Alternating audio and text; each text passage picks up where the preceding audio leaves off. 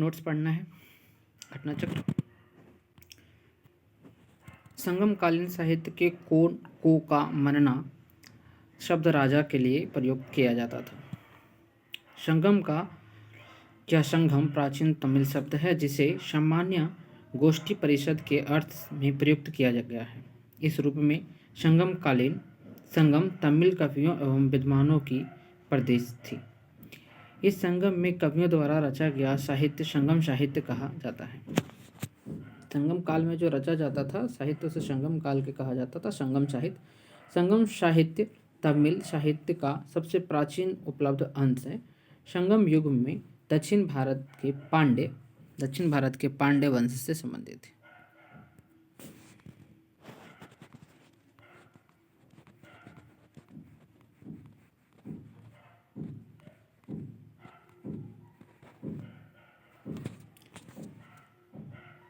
पांड्य राजाओं के संरक्षण 3 संगम आयोजित किए गए थे। प्रथम संगम जो था स्थान देखिए कहाँ है और ये जो कि मदुरई है। अध्यक्ष कौन था? अध्यक्ष जो होते थे अगस्त्य ऋषि। प्रथम संगम साहित्य के अगस्त्य ऋषि थे जो राम भगवान को मार्ग दिखाए थे श्रीलंका में जाते समय। द्वितीय संगम जो है स्थान हुआ था कपाटपुरम ओल्लवई। अध्यक्ष इनका तो कौन थे? अगस्त्य ऋषि और तोल्कापियम, 2 व्यक्ति आ गए थे। तृतीय संगम जो था वो हुआ था स्थान मदुरई में और अध्यक्ष था निक्कीरर। ठीक है। दक्षिण भारत के आर्यकरण का श्रेय श्री अगस्त्य ऋषि को जाता है। दक्षिण भारत के लोग द्रविड़ लोग हैं, इनके आर्यकरण का श्रेय किया गया था। द्रविड़ लोग रहते हैं वहाँ, द्रविड़ लोग, इन्हें आर्यकरण करने का श्रेय अगस्त्य ऋषि को जाता है।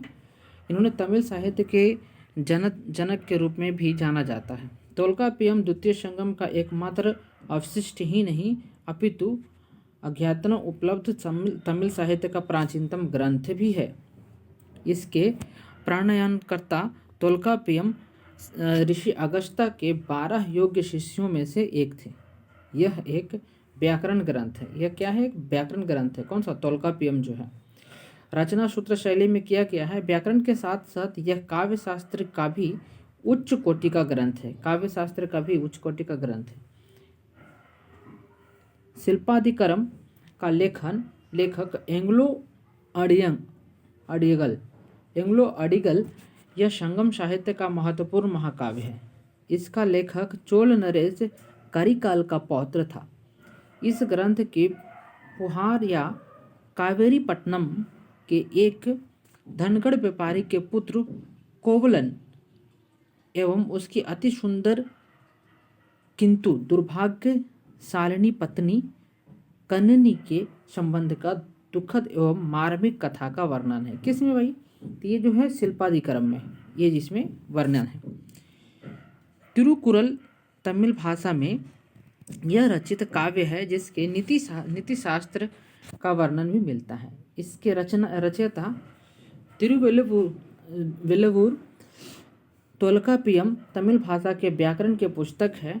कुरल तमिल साहित्य का बाइबिल या लघुवेद कहा जाता है। किसको? कुरल को कहा जाता है। कुप्पा मुप्पलम भी कहा जाता है। इसे मुप्पलम भी कहा जाता है। मुप्पल इसकी रचना सुप्रसिद्ध कवि तिरुवल्लुवर ने किया है। ठीक है। अनुश्रुतियों के अनुसार तिरुवल्लुवर ब्रह्मा के अवतार थे। कहा जाता है कि कथा के अनुसार तिरुवल्लुवर जो थे ब्रह्मा के अवतार थे। पल्लव शासन शिव विष्णु 575 ईस्वी से लेकर 600 ईस्वी तक शासन किए थे।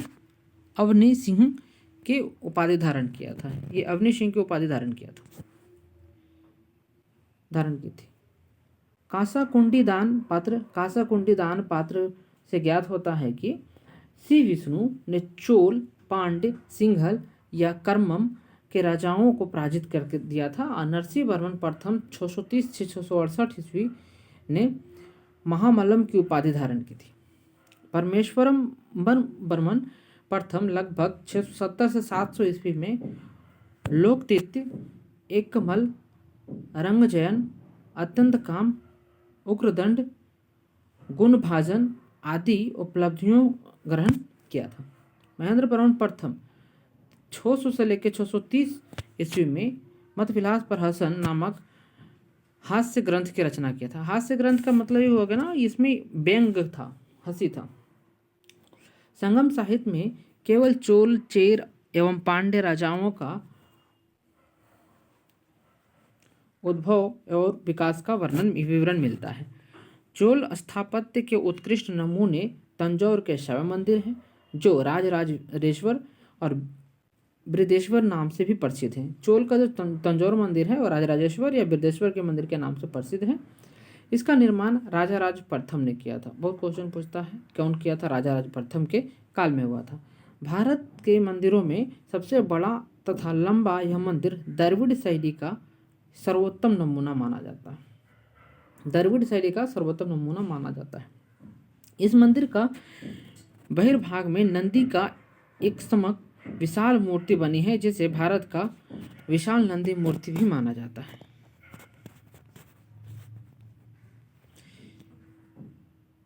कृष्णा तथा तुंगभद्रा नदी से लेकर कुमारी अंतरीप तक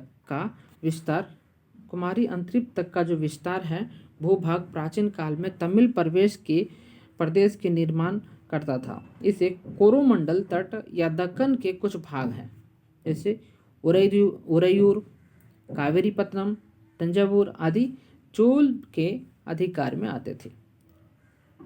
परंपरा तक वन के अंतिम दिनों में राष्ट्रकूट शासक कृष्ण तृतीय ने पश्चिम गंगे बुतुंगटू के सहायता से तकोकलम के युद्ध में चोलों को पराजित कर दिया था और तंजौर पर अधिकार कर लिया था। कृष्ण थर्ड ने इस उपलक्ष्य में तंजौर कोड की उपाधि भी धारण की थी। चोल की राजधानी तंजौर थी और इसकी अतिरिक्त गंगईकोंडपुरम एक और राजधानी थी, चोल की राजधानी बनी थी। संगम काल में चोलों की राजधानी उरैयूर थी। संगम काल में कौन था? उरैयूर था। द्रविड़ देश में चोल आधिपत्य की स्थापना वस्तुतः परंपरागत प्रथम ने एक की थी।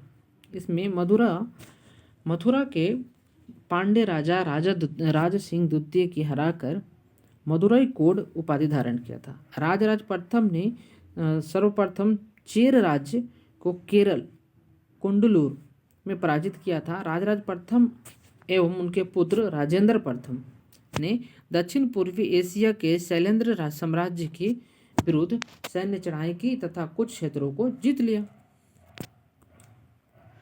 चोल शासक राजराज प्रथम ने सिंघल कहा जाता था श्रीलंका को, सिंघल पर आक्रमण करके उत्तरी सिंघल को जीत लिया था। राजराज प्रथम क्या किया था? उत्तरी सिंघल को जीत लिया था।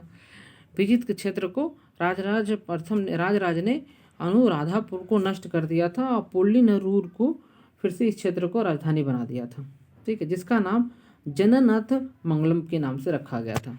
राजराज प्रथम की मृत्यु के पास उसका योग्यतम पुत्र राजेंद्र प्रथम आया, सम्राट बना। राजराज के पुत्र था राजेंद्र प्रथम। उसने अपने पिता की साम्राज्यवादी नीति को आगे बढ़ाया। राजेंद्र प्रथम का काल चोल शक्ति का चरमोत्कर्ष पर था। राजेंद्र प्रथम के बारे में कहा गया है कि उसने बंगाल की खाड़ी को चोल झील का स्वरूप प्रदान कर दिया था। इसमें संपूर्ण सिंघल क्या कहें, संपूर्ण श्रीलंका को जीत लिया था। कौन? राजेंद्र प्रथम। राजराज प्रथम दक्षिणी भाग को जीता था, इसने संपूर्ण श्रीलंका को जीत लिया था। सिंघल को राजा महेंद्र पंचम को बंदी बना लिया था। वहाँ के राजा महेंद्र पंचम थे, उसको बंदी बनाकर चोल राज्य ले आया था।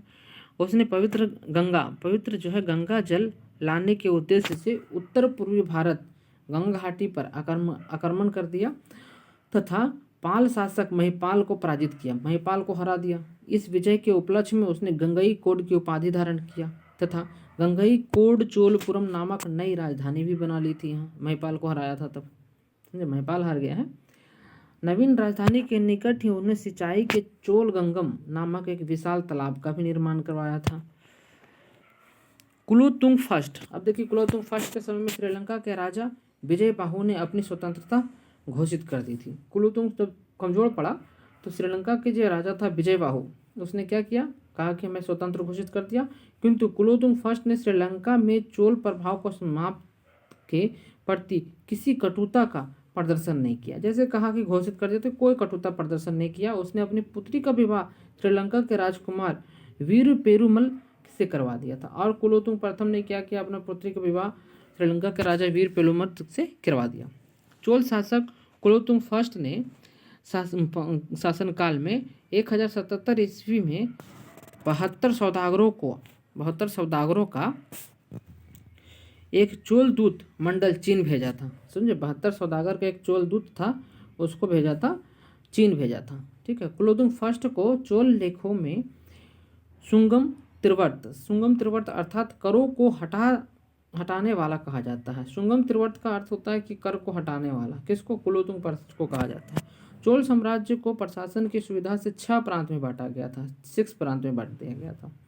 प्रांत को मंडलम कहा जाता था। प्रांत को क्या कहा जाता? मंडलम कहा जाता। प्रांत का विभाजन किसमें किया गया था? तो प्रांत के विभाजन जो आगे इसको भी छोटा छोटा भाग में बांट दिया था। प्रांत को बांटकर बना दिया गया था यहाँ पे कोट्टम तथा वालनाडु में हुआ था। ठीक है। यह कश्मीर की तरह था। प्रत्येक कोट्टम में एक नाडु हुआ करता था। प्रत्येक कोट्टम में एक नाडु हुआ करता था। जिले का नाडु कहा जाता था। नाडु किसे कहा जाता था? जिला कहा जाता था।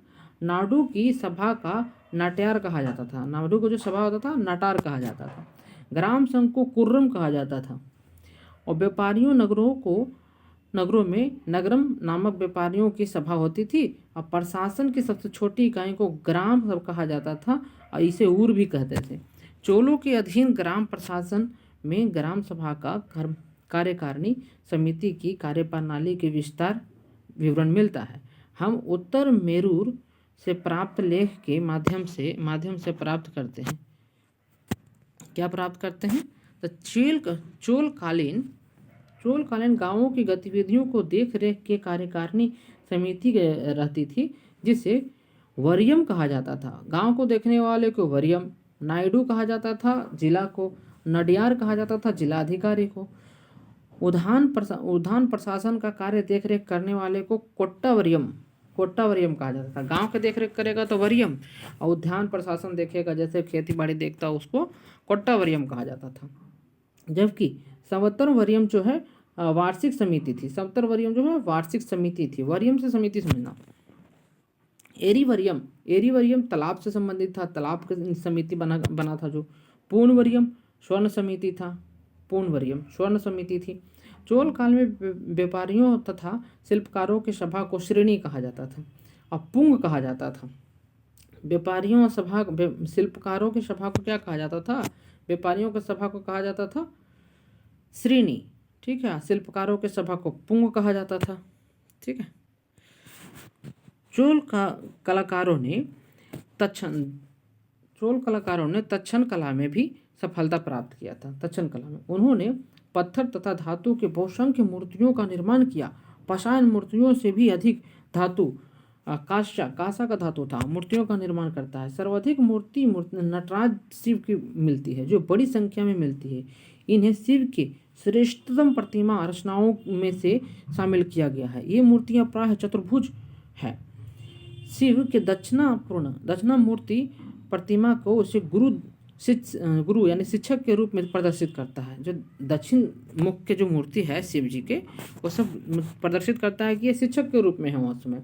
इस रूप में शिव अपने भक्तों को सभी प्रकार के ज्ञान प्रदान करते हुए माने जाते हैं। इस रूप में शिव की दक्षिण दिशा में मुख किए हुए प्रतिमा स्थापित किया गया है। चोल राजाओं ने एक विशाल संगठन सेना का निर्माण किया था। चोल के पास अश्व मतलब घोड़ा का, गज हाथी का, पैदल मतलब कि अभी पैदल सैनिक जो लोगों का, सैनिकों के साथ साथ ही एक अत्यंत शक्तिशाली सेना था नौसेना, नावों का जल में। इसी नौसेना की सहायता से उन्होंने श्री विजय, सिंघल, मालदीव और द्वीपों की विजय की थी। देखिए श्री विजय, सिंघल और मालदीव, मतलब कि सिंघल श्रीलंका को, मालदीव को, श्री विजय को, सबको जीत लिया था। चोल काल के सम्राट प्रायः अपने जीवन काल में ही युवराज का चुनाव कर लिया करते थे, जो उनके बाद उसका उत्तराधिकारी बनता था। तंगर प्राचीन भारत का एक महत्वपूर्ण व्यापारिक केंद्र था। यह कल्याण तथा वेंगी के मध्य स्थित था। ठीक है। बीजापुर कर्नाटक जिले के वतापी नामक प्राचीन नगर का आधुनिक नाम बदामी है। बीजापुर जो है, ये जो प्राचीन नाम इसका था बतापी था, ये आधुनिक नाम बदामी है। 6वीं 7वीं में ईस्वी में चालुक्य की राजधानी हुआ करती थी, ये चालुक्य वंश की। ठीक है। वातापी के चोल राजवंशीय वास्तविक संस्थापक पुलकेशिन प्रथम था। पुलकेशिन द्वितीय चालुक्य वंश के शासकों में सबसे योग्य और शक्तिशाली हुआ था।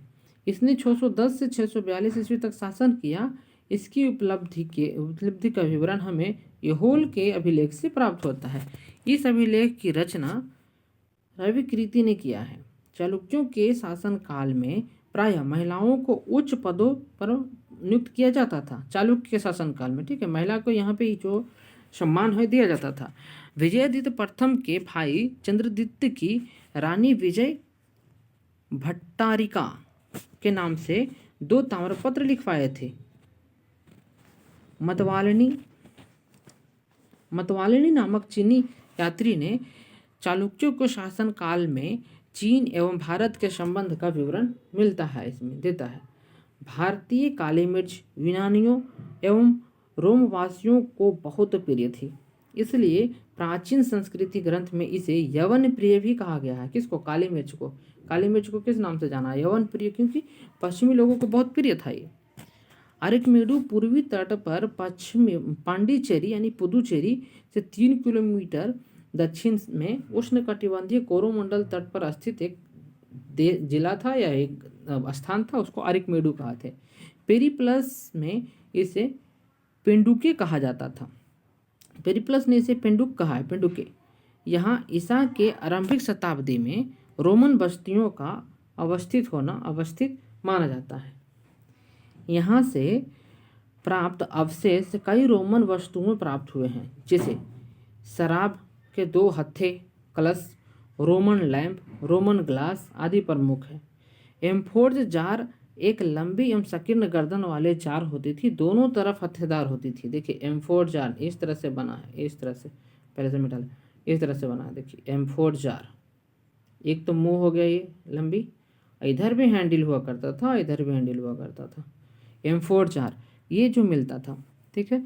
प्राचीन काल में इसका प्रयोग तेल या शराब को रखने में किया जाता था। एम्फोर्ज जार का प्रयोग किया जाता था। कंबन ने 12वीं सदी ईस्वी में तमिल रामायण रामावतारम के नाम से रचित किया है। तमिल भाषा में तमिल रामायण की रचना किया था। दक्षिण भारत में नगरों में व्यापारियों के विभिन्न संगठन थे, जैसे मणिग्रामम, वॉलेंजियर आदि। इसका कार्य व्यापार व्यवसाय को प्रोत्साहन देना था। तमिलनाडु के तिरुचिरापल्ली में कावेरी नदी के तट पर अवस्थित उदयरूर संगम कालीन महत्वपूर्ण नगर था। संगम युग के उदयरूर सूती वस्त्रों का बहुत बड़ा व्यापारिक केंद्र हुआ करता था। उदयरूर जो है ना, व्यापार का केंद्र हुआ करता था सूती वस्त्र का। इसका विवरण पेरिप्लस ऑफ द एरिथियन सी में मिलता है। अब पेरिप्लस ऑफ द एरिथियन सी क्या है? एक पुस्तक है, यात्रियों का जो आए थे उसका एक पुस्तक है, लेकिन इसका जो लेखक है अज्ञात है, समझे। पांड्य राज्य की जीवन रेखा वेंगी नदी पांड्य राज्य कावेरी के दक्षिण में स्थित है। इसमें आधुनिक मथुरा तथा तिन्नावेली के जिले शामिल है और तिरुवनकोर के कुछ भाग भी शामिल होते हैं। किसमें? पांड्य राज्य में। इसकी राजधानी मदुरा थी। वेंगी नदी वाला प्रदेश अपनी उर्वरता के लिए अत्यधिक प्रसिद्ध था। चेर राज्य पर विजय के उपलक्ष्य में पांड्य शासक जयंत वर्मन ने वन की उपाधि धारण की थी। वन की उपाधि धारण की थी। पल्लवों के विरुद्ध सफलता में उपलक्ष्य में पांड्य शासक मारवर्मन जय सिंह प्रथम ने पल्लव भंजन की उपाधि भी धारण की थी। पल्लव भंजन की। दक्षिण भारत के पांड्य वंश के राजा ने रोम राज्य में एक दूत जो है 26 ईसा पूर्व में भेजा था। मीनाक्षी मंदिर का निर्माण पांड्य ने अपनी राजधानी मदुरई में कराया था। पांड्य लोग करवाए हैं। मीनाक्षी मंदिर किसने बनवाया था? पांड्य ने बनवाया है। और पांड्य लोग कहाँ कराया था? तो मदुरई में कराया था। एक अज्ञात ग्रीक नाविक द्वारा रचित प्रसिद्ध पुस्तक पेरिप्लस ऑफ द एरिथियन सी, बोले थे ना इसका लेखक अज्ञात है। प्राचीन काल में निम्नलिखित बंदरगाहों की सूची के बारे में भी मिलता है। पेरिप्लस ऑफ एरेथियन सी में ना सूची मिलता है कि प्राचीन काल में कहाँ कहाँ बंदरगाह था। इसमें नौरा, तोड़ी, मुसीरी तथा नीलीसंडा पश्चिम तट पे प्रमुख बंदरगाह थे। देखो, नौरा था, तोंडी था, मुसीरी था और नीलीसंडा पश्चिम तट पे प्रमुख बंदरगाह था, पश्चिमी तट का बंदरगाह था ये सब। ठीक है। कदम राजाओं की राजधानी वनवासी थी। कदम राजा की राजधानी कहाँ थी? वनवासी थी। इस राजवंश कदम की स्थापना मयूर शर्मन ने किया था। कदम राज्य की पुलकेशिन द्वितीय ने अपने राज्य में मिला लिया था। पुलकेशिन द्वितीय वही है जो पाल वंश के नष्ट करता है। ठीक है, अब चलिए आगे आइए। मिला लिया था, इस तरह से क्वेश्चन हम लोग अब देखेंगे। 9वीं शताब्दी ईस्वी में निम्नलिखित में से किसके द्वारा चोल साम्राज्य की नींव रखी गई थी? तो ये विजयालय। कौन रखे थे? विजयालय के द्वारा पढ़ा हुआ है, 9वीं शताब्दी में रखा गया था। इसका डिटेल है। निम्नलिखित में से किस मंदिर परिषद में एक भारी भरकम नंदी का मूर्ति है जो भारत का विशाल नंदी मूर्ति माना जाता है? तो ये कहाँ है? तो ये बृहदेश्वर में है, बृहदेश्वर के मंदिर में है। बृहदेश्वर के मंदिर अभी पढ़े हैं। नंदी की एक विशाल मूर्ति है जिसे बृहदेश्वर के मंदिर में स्थापित किया गया है। जिसका निर्माण कौन कराया था? तो राजराज प्रथम ने कराया है ना। राजराजेश्वर या बृहदेश्वर नाम से इस मंदिर को प्रसिद्ध है। ये देखिए, राजराजेश्वर या बृहदेश्वर के नाम से मंदिर प्रसिद्ध है। इसका राजराज प्रथम ने के काल में हुआ था, अभी पढ़े थे इसको। नेक्स्ट क्वेश्चन है, तंजौर का बृहदेश्वर मंदिर निर्मित हुआ था शासन काल में? किसके शासन काल में? तो सम्राट कौन था तंजौर के? तो राजराज प्रथम था, अभी पढ़ लिए इसको। चोल का राज्य किस क्षेत्र में फैला था? चोल विजयनगर क्षेत्र में फैला था। कहाँ फैला था वो पूछ रहा हमसे। विजयनगर में, मालाबार तट में, होयसल में या फिर कोरोमंडल तट, दक्कन तट के कुछ भाग में? तो कोरोमंडल तट के, दक्कन तट के कुछ भाग में फैला हुआ था। किसका? चोल का राज्य जो था। ठीक है। कृष्णा तुंगभद्रा नदी से लेकर कुमारी अंतरिक्ष तक इसकी विस्तार किया गया था। भूभाग प्राचीन काल में तमिल प्रदेश का निर्माण करती है और इसके बारे में विस्तार से चर्चा कर लिया गया है। चोलों की राजधानी कहाँ थी? चोल की राजधानी कहाँ थी? तंजौर थी। चोल की राजधानी कहाँ थी? तंजौर, सॉरी गलती है, तंजौर से होगा, तंजौर है। निम्नलिखित में से कौन चोल प्रशासन की विशेषता थी?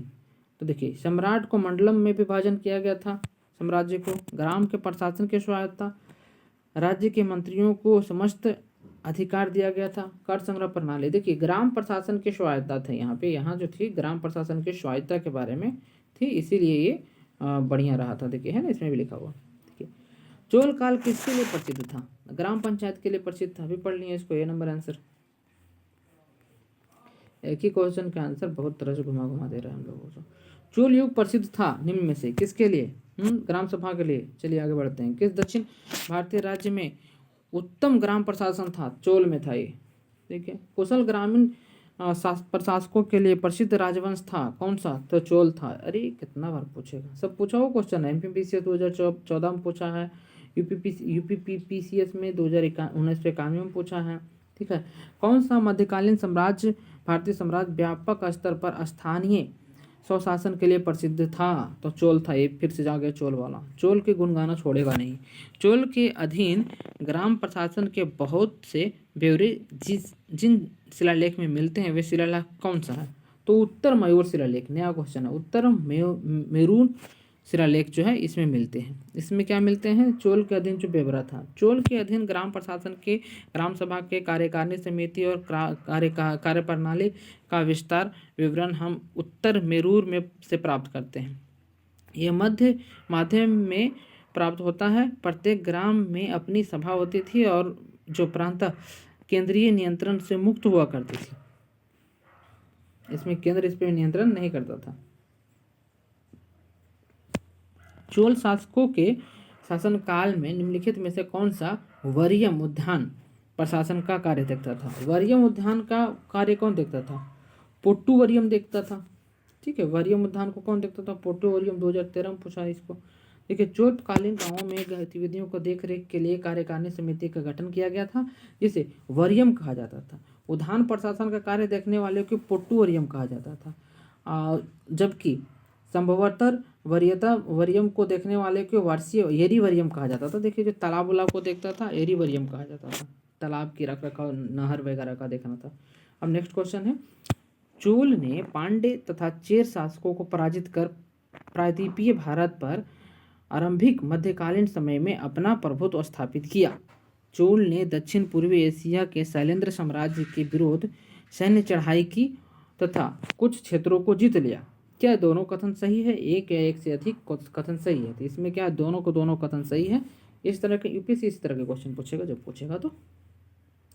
चोल काल में निर्मित नटराज के कांस्य प्रतिमा में देवाकृत प्राय है, क्या है? तो ये चतुर्भुज है। देखिए नटराज के जो कैसा भुज है तो चतुर्भुज है। किसका मूर्ति है? शिव भगवान की मूर्ति है, ठीक है। ये बहुत सारा है, सुप्रसिद्ध मूर्ति इसको कहा जाता है। नेक्स्ट है, नेक्स्ट क्या है देख लो,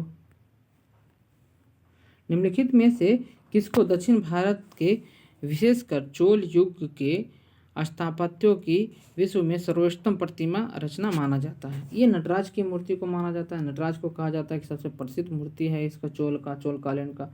चोल शासकों के समय में बनी हुई प्रतिमा में सबसे अधिक विख्यात हुई, कौन सा विख्यात हुई है? नटराज के शिव मंदिर को, शिव या कांस्य के प्रतिमा जो बना था, यह विख्यात हुई थी। नेक्स्ट, नटराज की प्रसिद्ध कांस्य मूर्ति किस काल में बना हुआ है? तो चोल। अभी चोल आ गया, चोल के ही काल में बना हुआ है। चलिए नेक्स्ट देखते हैं, शिव की दक्षिणावर्त मूर्ति के किस रूप में प्रदर्शित किया गया? तो देखिए शिक्षक के रूप में। कहा है शिव जो दक्षिण के साइड मुँह करके बैठे हुए हैं, तो शिक्षक के रूप में हैं और माना जाता है इसे अपने शिष्य के समस्त ज्ञान देने के लिए वो बैठे हुए हैं, ठीक है। शिव व्यापार, हाँ व्यापारी चीन में किसके कार्यकाल में भेजा गया था? व्यापारी जो है चीन किसके कार्यकाल में भेजा गया था? तो कुलुंगतुंग फर्स्ट के काल में भेजा गया था। इसमें देखो 1077 ईस्वी में भेजा गया था। 72 सौदागरों का एक चोल दूत मंडल चीन भेजा गया था। निम्न में से कौन सा दक्षिण भारत का कौन सा राजवंश अपनी नौसेना शक्ति के लिए प्रसिद्ध था? नौसेना के लिए तो ये कौन था? चोल था ना। नौसेना के लिए जाना, देखिए चोल में कौन कौन सा था? तो चोल में देखिए संगठन विशाल सेना थी इसके पास। एक तो अश्व सेना थी, गज सेना थी, पैदल सेना थी, साथ साथ नौसेना थी। इसी के आधार पर तो श्री विजय सिंघल, मालदीव तीनों को जीत लिया था ये। निम्नलिखित राजवंशों में से किसके शासन अपने शासनकाल में ही अपना उत्तराधिकारी चुन लिया करते थे? तो देखिए इसमें जो है, मैं इसमें इसका आंसर नहीं दिया गया है। यूपीएससी में विवादित क्वेश्चन है। प्राचीन हिंदू सम्राट में सभी सम्राट प्राय अपने जीवन काल में ही युवराज चुन लिया करते थे, जो उसके बाद के उत्तराधिकारी बनता था।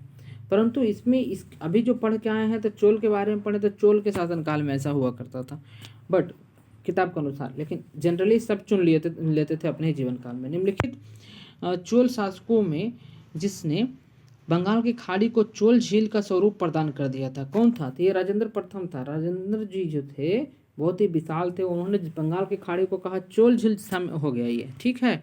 और क्योंकि गंगा को जीत लिए थे इन्होंने, गंगा को जीत के, और इन्होंने क्या किया थे कि राजराज प्रथम की मृत्यु के बाद उनका सुयोग पुत्र जो था, योग्यतम पुत्र जो था, ये बना सम्राट। कौन? राजेंद्र प्रथम। और उनके पिता के साम्राज्यवादी नीति को आगे बढ़ाया। राजेंद्र प्रथम के काल में ही चोल काल चरमोत्कर्ष पे था। राजेंद्र प्रथम के बारे में कहा जाता है कि उसने बंगाल की खाड़ी को चोल झील में बदल दिया स्वरूप प्रदान के लिए। और 1017 ईस्वी में संपूर्ण सिंघल को जीत लिया, मतलब श्रीलंका कब्जा में आ गया, को जीत लिया। वह सिंघल राजा महेंद्र पंचम को बंदी बना लिया और बनाकर चोल राज्य में मिला लिया। अपने पवित्र गंगा जल लाने के उद्देश्य से उत्तर पूर्वी भारत को गंगा घाटी को आक्रमण किया, और उसे भी पाल वंश के शासक जो था ना, पाल वंश के शासक महिपाल को हरा दिया। इस विजय के उपलक्ष्य में उन्होंने गंगई कोड नामक उपाधि धारण किया था। एक गंगई कोड चोलपुरम नामक नई राजधानी भी बना ली थी यहाँ पे। और नवीन राजधानी के निकट में उसने सिंचाई के लिए चोल गंगम नामक एक विशाल तालाब का निर्माण भी कराया था। कौन ये कराए थे? तो राजेंद्र प्रथम। गंगई कोट चोल की उपाधि धारण किसने किया था? राजेंद्र प्रथम। अभी पढ़ के आए हैं। निम्नलिखित में से किस चोल शासक को चोल गंगम नामक बृहद कृत्रिम झील का निर्माण कराया था? तो राजेंद्र यही था, राजेंद्र फर्स्ट है भाई, ठीक है। किस चोल राजा ने जल सेना आरंभ किया था? जल सेना आरंभ करने वाला यही राजराज प्रथम था। जल सेना आरंभ करने वाला राजराज प्रथम है, ठीक है। और इसने श्रीलंका के दक्षिण भाग को जीता था। दक्षिण भाग को जीत लिया था। ठीक है, जीत लिया था श्रीलंका के दक्षिण भाग को।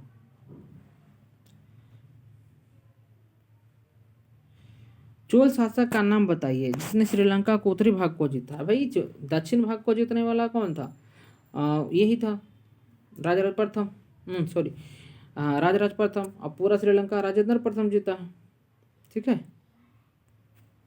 उत्तर भाग को जीता है श्रीलंका को। उत्तर भाग को जीतने वाला कौन है? तो राजराज प्रथम है। चोल राजाओं के किस एक ने सिलोन पर विजय प्राप्त किया था? तो सिलोन पर विजय प्राप्त करने वाला देखिए, सिलोन, संपूर्ण सिलोन पर राजेंद्र प्रथम और उत्तरी भाग पर राजराज प्रथम, तो दोनों विजय प्राप्त किया है, ऐसी बात नहीं है। तो ये क्वेश्चन विवादित IAS के 2021 में पूछा गया क्वेश्चन है। वह चोल राजा कौन था जिसने श्रीलंका को पूर्ण स्वतंत्रता दे दी थी? कहा था कि अब जी हम इसको कुलुंगतोंग फर्स्ट था।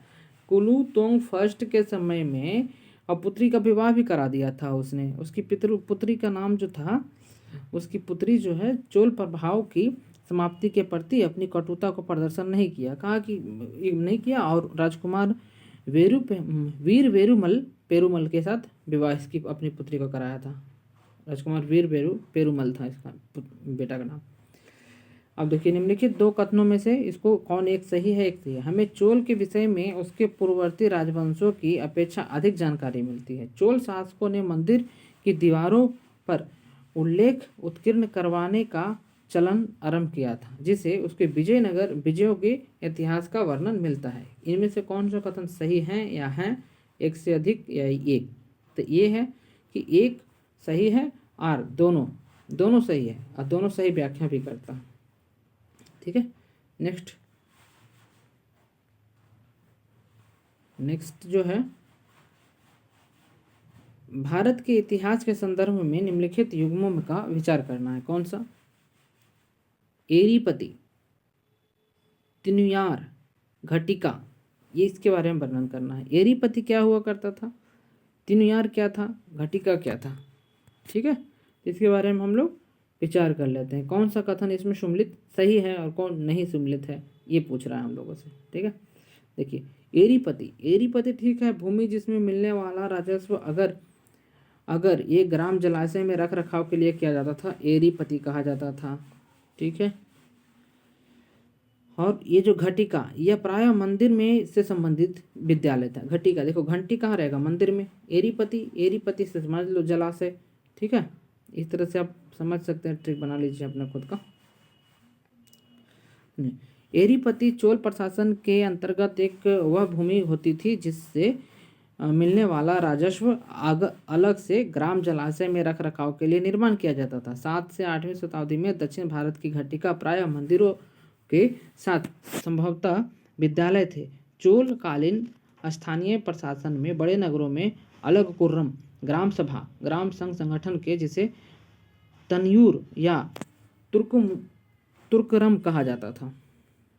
निम्नलिखित में से कौन सा संस्था विदेशी व्यापारियों से निपटारा करता था? जे है श्रेणी है, नगरम है, और कौन है?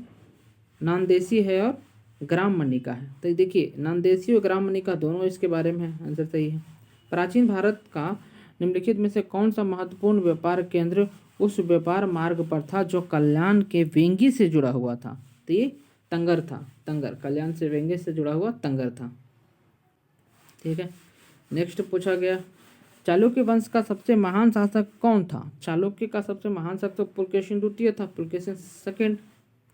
ठीक है, हर्षवर्धन को हराने वाला ही है। ठीक है।